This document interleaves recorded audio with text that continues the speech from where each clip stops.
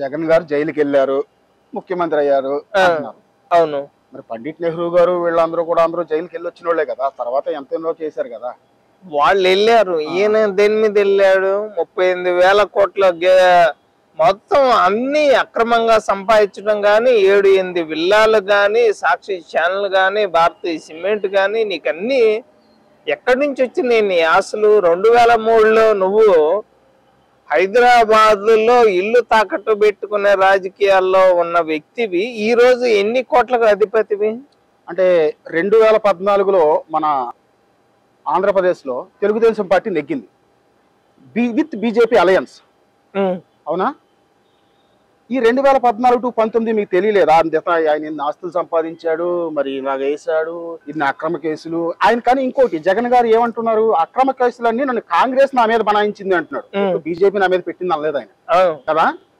సరే, మరి ఆ 5 సంవత్సరాలు మీకు ఎందుకు తెలియలేదు? ఆ రోజు ఇదే అడిగారు, కాంగ్రెస్ పార్టీ పెట్టింది అంటున్నాడు, మరి నువ్వు వదిలిన బాణం ఆ పార్టీలోకి ఎందుకు వెళ్ళింది? దానికి సమాధానం చెప్ప. వదిలిన బాణం అది వాళ్ళు ఓకే, మీ సొంత చెల్లే కదా. అవును, మీ సొంత చెల్లె వెళ్ళినప్పుడు నువ్వు రాష్ట్రంలో ఏం చేస్తున్నావు అనేది ఇప్పుడు మాట్లాడుతుంది, వాటికి సమాధానాలు ఏమన్నా చెప్పగలవా?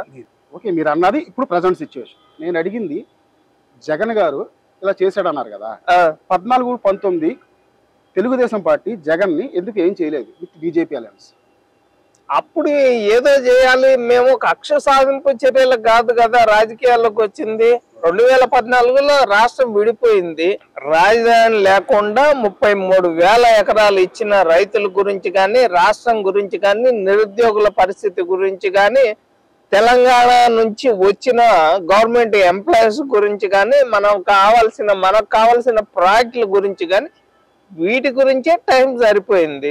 తర్వాత 2014 నుంచి 18 దాకా ఏం జరిగింది, అక్కడి నుంచి ఇప్పుడు దాకా ఏం జరిగింది అయ్యి అడగండి. ఎన్ని దరిద్రాలు చేశారు. ఇంకా అప్పుడు ఈయన మీద కేసులు ఉన్నాయా లేవా, ఈయన మీద పగపడదామా లేదా, అవి కాదు కదా కావాల్సింది అనేది నా ఉద్దేశం. 19 నుంచి ఎంతో మంది కార్యకర్తల్ని ఆ పార్టీ బలి తీసుకుంది అంటుంది తెలుగుదేశం. నాయకుల్ని నడి రోడ్డు మీద గొంతు కోసింది అంటున్నారు తెలుగుదేశం. వాస్తవాలు కదా, వాస్తవాలు అంటారు. సరే, మీకు ఎస్సీ ఎస్టీలను గాని, బీసీలను గాని, మైనార్టీస్ని గాని, ఈ కమ్మోళ్ళ చేత తిట్టడం గాని, రెడ్డి చేత తిట్టడం గాని, మీరు చేసింది ఇవన్నీ వాస్తవాలు కదా. చివరికి ఏమైంది? నీ సొంత చెల్లె నిన్ను తిట్టే పరిస్థితి. నేను వైసీపీ కాదు, మీరు కాదండి, నేను అనేది మిమ్మల్ని అంటున్నా, జగన్మోహన్ రెడ్డిని అంటున్నా. అది